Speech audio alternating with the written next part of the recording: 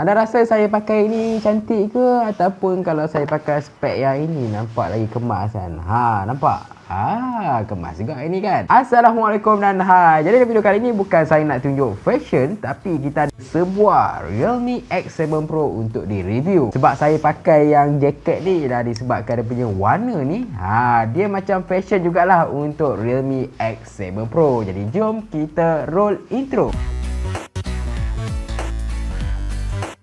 Jadi baru-baru ni Realme melancarkanlah Realme X7 Pro. Okey, kalau anda tengok dalam video unboxing saya pun anda boleh tahulah Realme X7 Pro ni ialah sebuah peranti flagship. Jadi disebabkan dia peranti flagship dan dia baru dilancarkan dengan harga di bawah RM2,000 iaitu RM1,999. Jadi dengan harga macam tu anda dapat sebuah chipset flagship dekat X7 Pro ni, tambah pula dia punya memori 256GB memori. 256 agak besar lah kan. Dan satu lagi benda yang best, dia punya skrin ialah AMOLED. Anda boleh tengok dekat spek dekat sini dan saya boleh katakan dengan harga RM2,000 dengan spek yang diberikan agak mengujakan jugalah kan. RM2,000 dapat spek flagship, best juga kan. Jadi jangan risau kalau anda ragu-ragu nak beli kan. Saya akan review setiap inci dekat Realme X7 Pro ni. Jadi kita mula dari segi skrin terlebih dahulu. Jadi untuk Realme X7 Pro dia ada skrin bersaiz 6.55 inci yang mana bagi saya memang agak besar kat sini, dan dia disertakan dengan Super AMOLED punya panel dan juga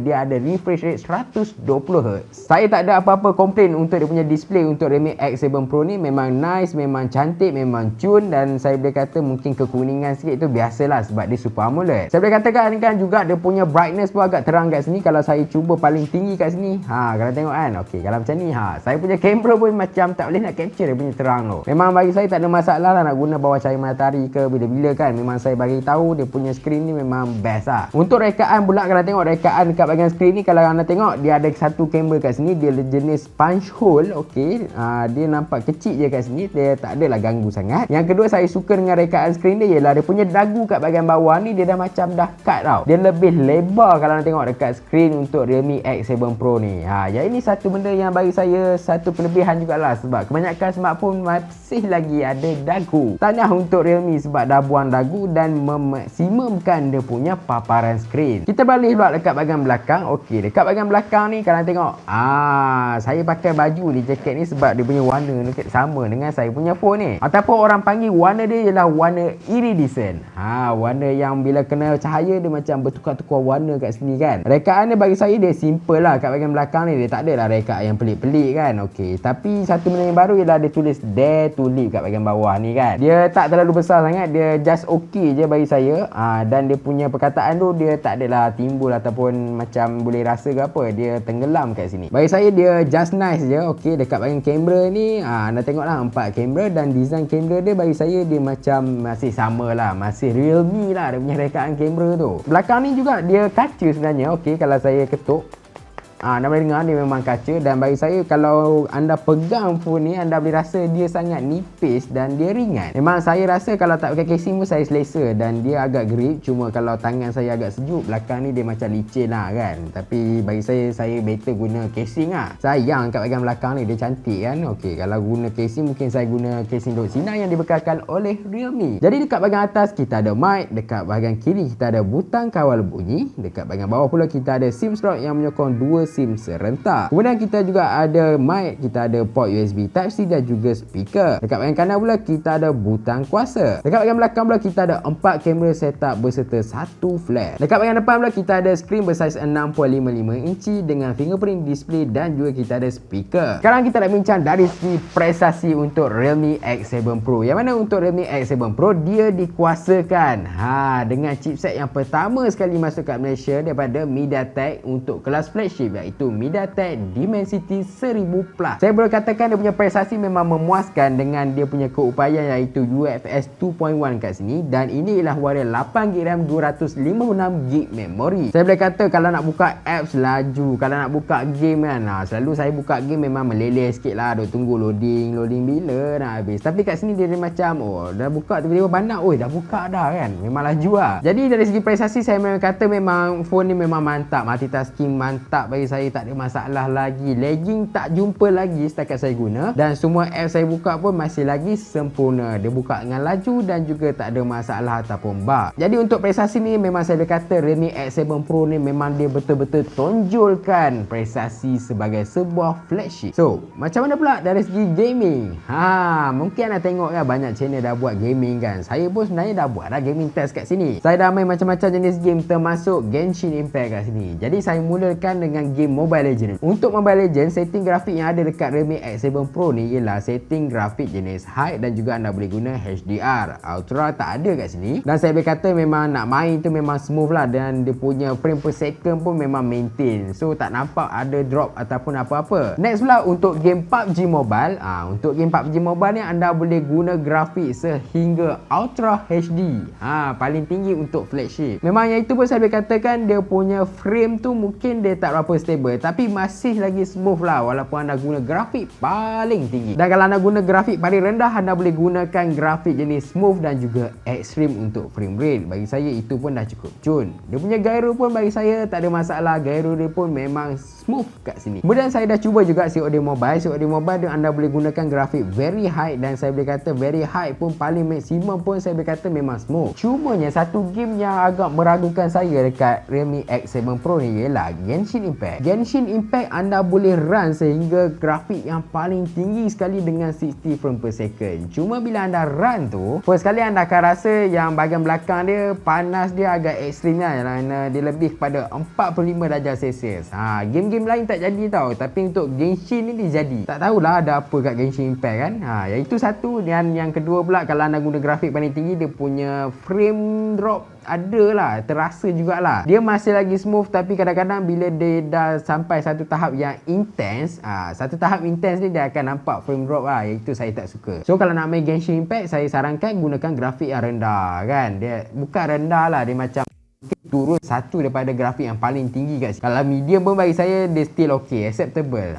Medium ni memang boleh layan smooth lah kat sini. So bagi saya untuk gaming tak ada masalah. Kalau nak main PUBG Mobile, Mobile Legend, tak ada masalah, layan je dekat Realme X7 Pro. Next pula kita nak tengok dari segi kamera dia, yang mana dia ada kamera 64 megapiksel dan juga dia gunakan sensor daripada Sony. 4 kamera setup yang ada kat sini ialah 64 megapiksel untuk kamera utama, kemudian kita ada 8 megapiksel untuk ultra wide, 2 megapiksel makro dan juga 2 megapiksel untuk depth. Jadi tangkapan yang saya dapat kat sini ialah saya boleh kata warna dia agak harmoni jugalah. Walaupun warna dia tak adalah terlalu kontras sangat, tapi bagi saya dia still acceptable dan cantik. Anda tengok contoh-contoh yang saya letak kat sini dan saya boleh katakan dia okey, cuma dia punya sharpness tu macam kurang sikit, tambah-tambah kalau anda zoom jarak jauh. Dan untuk tangkapan dekat Realme X7 Pro ni, dia punya dynamic range tu agak kurang memuaskan sikit lah untuk sebuah kelas flagship. Sama juga kalau anda guna ultra wide untuk 8 megapiksel, kualiti dia pun dia just nice je lah dekat sini. Next pula ialah portrait.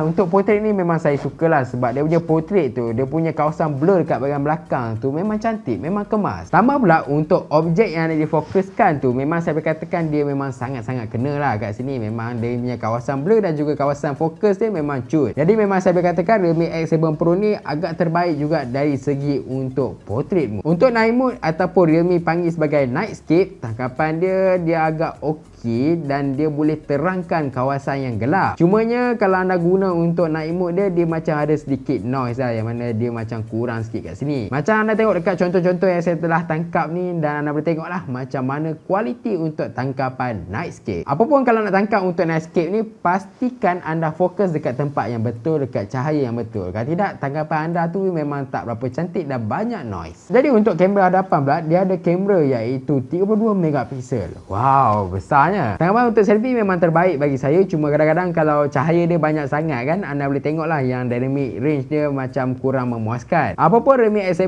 Pro ni memang kualiti untuk selfie dia, saya dah guna beauty mode. Beauty mode dia memang mantap, dia boleh hilangkan kesan jerawat, jeragat kan dengan beauty mode. Kemudian saya dah guna juga dia punya portrait. Portrait dia pun memang bagi saya memang kawasan blur dia memang sangat baik dan kawasan fokus ni pun sangat cut. Cutting ni memang kena dan memang saya kata depan dan juga belakang untuk portrait memang ngam. Jadi macam mana pula dengan video kan? Okey ke tak untuk Realme X7 Pro ni? Jadi jom tengok sama-sama macam mana rakaman dekat Realme ni. Jadi inilah rakaman untuk mode biasa. Okey, saya rakam sambil saya berjalan dan anda tengok macam mana rakaman dia. Okey, saya berhenti sekejap. Kalau tengok dia punya rakaman, warna dia macam mungkin kurang sikit lah kan. Dan untuk mode biasa ni anda boleh zoom, okey. Okey, inilah 2 times zoom dan 5 times zoom. Nampak bukit kan? Okey. Jadi saya akan berjalan jap. Macam mana dengan bunyi ataupun suara yang saya cakap? Adakah dia rakam dengan baik? Tinggalkan komen dekat bahagian bawah. Dan rasanya itu je. Untuk bateri, Realme X7 Pro ni dibekalkan dengan bateri berkapasiti 4500 mAh, yang mana bagi saya dia agak kecil lah sikit kan. Alah. Saya dah guna untuk main game yang mana power consumption dia agak menyeramkan saya, yang mana saya dah main Mobile Legends selama sejam saya dapat penurunan dalam 17 hingga 18%. Yang mana kalau saya kira-kira balik buat matematik sikit kan, mungkin kalau nak main game berterusan mungkin boleh dapat 5 ke 6 jam macam tu lah. Agak kurang memuaskan. Tambah pula punya skrin ni dia ada refresh rate yang tinggi iaitu 120Hz. Bila refresh rate yang tinggi dia makan bateri sikit lah. Tambah pula kalau nak main game kan, grafik tinggi pula. Lagilah dia punya bateri tu macam air. Tapi tak apa, tak payah risau sangat sebab dalam kotak Realme X7 Pro ni, Realme membekalkan penyiasan pantas jenis 65W. Kalau anda dekat dengan plug, anda plug in je adapter yang dia berikan iaitu Super Dark Charge tak silap saya, dan dia boleh charge sehingga mungkin dalam 40 minit macam tu sampai penuh. Untuk 90 ke 100% tu mungkin slow sikit lah sebab dia macam ada safety kat sini supaya dia punya bateri tu macam tahan lama sikit. Dia akan charge slow sikit, 90 ke 100 je lah, yang lain dia akan laju. Bagi saya satu benda yang baik, teknologi yang bagus pada Realme. Apapun kalau anda nak dia punya bateri cycle dia lama lagi kat sini, saya sarankan turunkan sedikit lah dia punya refresh rate, jangan guna 120Hz kalau nak lah. Dan satu lagi, kurangkan sikit main game. Dari segi keselamatan pula, okey, untuk keselamatan kalau tengok dekat sini dia ada fingerprint. Okey, fingerprint dekat bahagian skrin. Jom kita cuba sama-sama, laju ke tak. Okey, 1 2 3 saya letak. Okey, agak pantas juga. Dia mungkin ada masa sikit lah, tapi laju lah kan. Kita cuba sekali lagi. 1 2 3. Okey, sekali lagi. 1 2 3. Okey, sekali lagi lah. 1 2 3.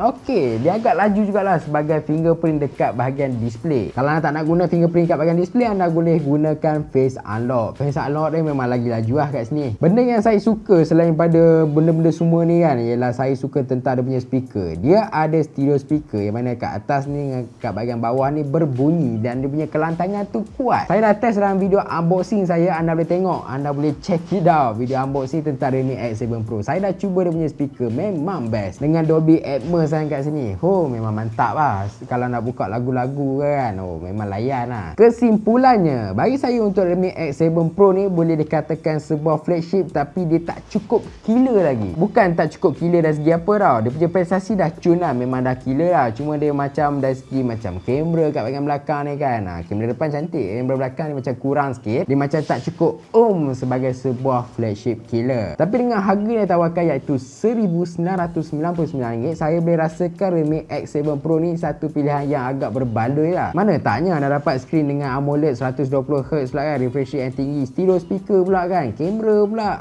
kamera depan lah 32 megapiksel. Nak apa lagi, 256GB memori pula kat sini kan.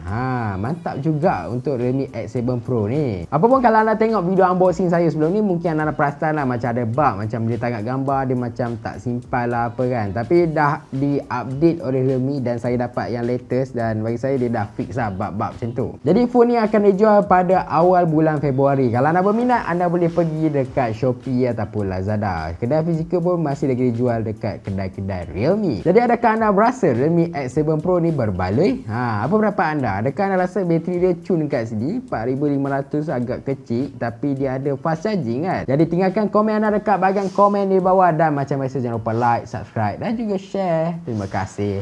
Jumpa lagi. Kita layan dulu lagu boy.